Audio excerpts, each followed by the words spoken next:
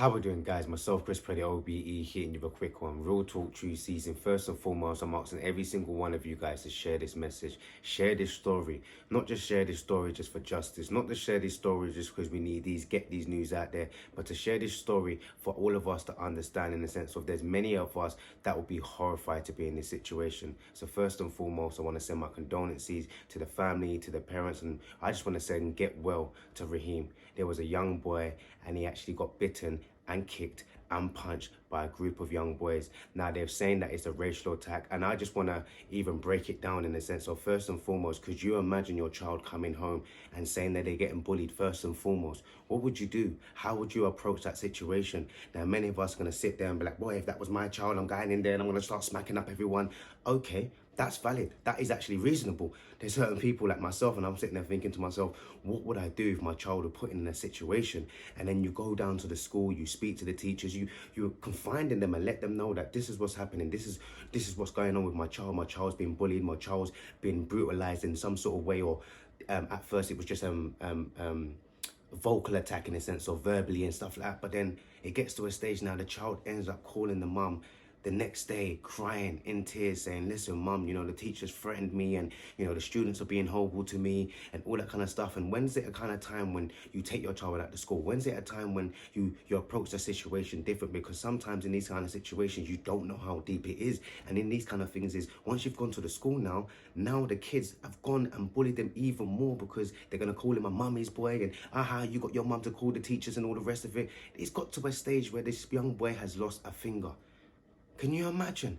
Could you imagine the anger that them parents must be feeling? Could you imagine the justice that they would want to reconcile? And these are the kind of reasons and the times when I say, stop putting your hand on people. Stop doing certain things, because there's going to be certain parents, like, let's just break it down in scenarios. And I just want to throw it out to you guys. Let's do the first scenario. How much of you guys, your child's come home, they've lost a finger for being racially attacked, kicked, bullied, stamped out by other group of kids? What would you do? First scenario, would you go down to the school and decorate everybody straight? You know, like, everybody's getting smacked. Everybody's getting slapped. My child's finger's gone. Are you kidding me?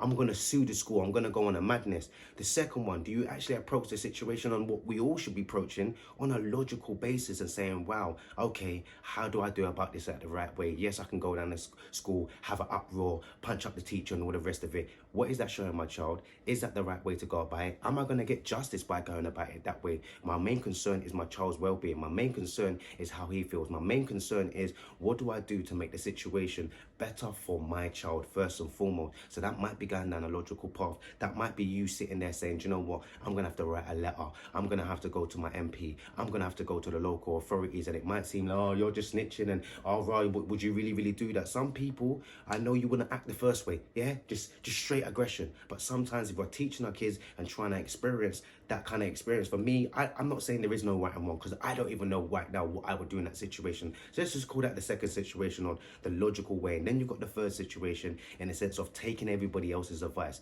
You know, when someone's like, oh, I would have done that if that was me, I would have done this, and then you start reenacting out people's scenarios because you feel like you don't know what else to do in the kind of situations. And I find it very, very difficult for all of us right now to say what is right and what is wrong. I can sit there and say, no, it's wrong. You know, if that was me, that was my child, I'm going down there, I'm going to beat up the dad, I'm going to beat up the mum, I'm going to get my child to beat up the child. All of that kind of stuff you would naturally feel. But at the same time, what would you actually do in that kind of situation? And these are the kind of times when we need to sit there and really look at these kind of stories and really understand, in the sense of, if you was ever put in a situation like this, what would you actually do? How would you actually deal with that situation? How would you overcome it? Not just as a family, not just over your child in the sense of trauma and mental health that you might be suffering. How would you deal with that situation? It's a horrific situation to deal with when even your child is saying that they're getting bullied. It's horrific to even know that your child's being beaten up, but to be beaten up, bullied, racially attacked, and then now losing a finger is very a big concern. Guys, what's you guys' thoughts? Comment below. Please share this post.